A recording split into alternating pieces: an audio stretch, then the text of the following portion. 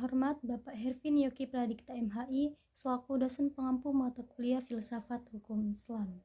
Sebelumnya, izin perkenalkan diri, nama saya Rohmah dengan IPM 2021020224, Prodi Hukum Tata Negara, kelas C, Fakultas Syariah, UIN Radintan, Lampung.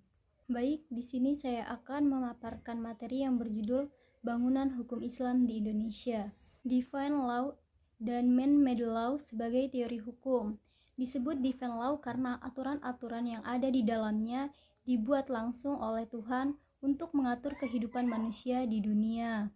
Dari kutipan di bawah ini dapat dipahami bahwa konsep hukum menurut usul fikih pada dasarnya bahwa hukum itu bersifat keagamaan. Sejak awal sejarah Islam, hukum telah dipandang sebagai bagian dari syariah. Syariah sendiri memiliki arti yaitu pola tingkah laku manusia yang diatur oleh Allah Subhanahu wa Ta'ala. Konsep hukum seperti itu sejalan dengan pandangan bahwa hukum itu harus bersumber langsung atau tidak langsung dari wahyu Tuhan yaitu Al-Quran dan penjelasannya itu dari Nabi Muhammad SAW yang disebut sunnah. Bila kutipan tersebut dikaitkan dengan politik, maka itulah yang disebut dengan demokrasi negara Islam. Sifat demokrasi negara Islam menunjukkan kepercayaan terhadap supremasi hukum suci yang menjadi sumber otoritas pemerintahan. Menurut Kaduri, warga negara Islam adalah hamba Allah dan hukum-hukumnya adalah hukum suci. Karena ia berasal dari Allah Subhanahu wa Ta'ala, tidak diterapkan oleh manusia. Hukum suci seperti itu sudah pasti benar dan manusia hanya bisa mematuhinya karena Allah Subhanahu wa Ta'ala lebih mengetahui dari otoritas maupun terhadap kebutuhan-kebutuhan hambanya. Dalam usaha menaati hukum, manusia menyadari akan tujuan-tujuan agamanya, karena hukum dalam Islam memiliki karakter sebagai sebuah kewajiban religius. Pada waktu yang sama, ia juga memberikan dukungan politik bagi agama Islam. Pada kenyataannya, hukum Islam merupakan perintah Tuhan dan karenanya bersifat mengikat sebagai sebuah cita-cita agama yang berbeda dengan hukum buatan manusia atau disebut man-made law dan dianggap sebagai fenomena sosial yang tunduk pada kebutuhan manusia dan nilai-nilai. Karena alasan itulah, hukum dalam pandangan pemikir-pemikir muslim pada kenyataannya bukanlah termasuk kajian yang independen dan empiris. Sebagai implikasi dari kedua faktor tersebut, yakni sifat sucinya dan ikatan yang kuat dengan tradisi-tradisi lama, hukum Islam berkembang menjadi sebuah hukum yang statis yang bisa dianggap menjadi penghalang bagi terjadinya perubahan. Perkembangan hukum Islam di Indonesia.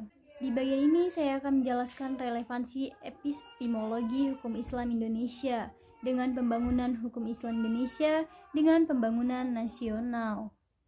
Yang pertama, yaitu pembangunan hukum di Indonesia.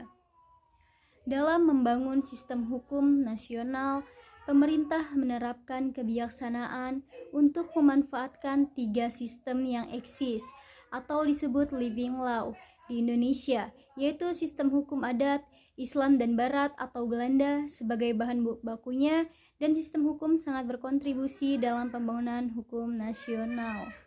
Tatanan hukum nasional Indonesia harus mengandung ciri-ciri sebagai berikut, yaitu yang pertama, berwawasan kebangsaan dan berwawasan Nusantara. 2.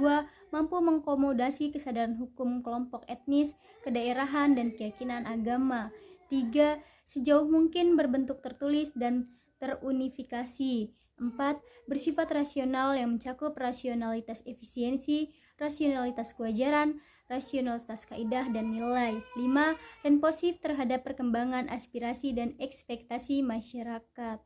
Kedua, yaitu perkembangan hukum Islam Indonesia, yaitu sarana dan prasarana.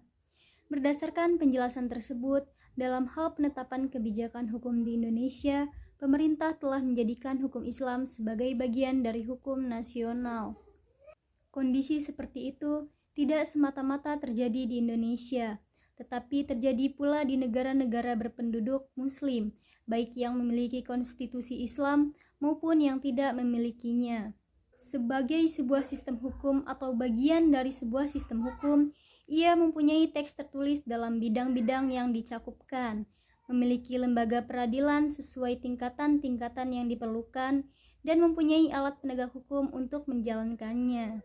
Sekian materi yang saya paparkan, kurang lebihnya saya mohon maaf, dan kepada Allah saya mohon ampun.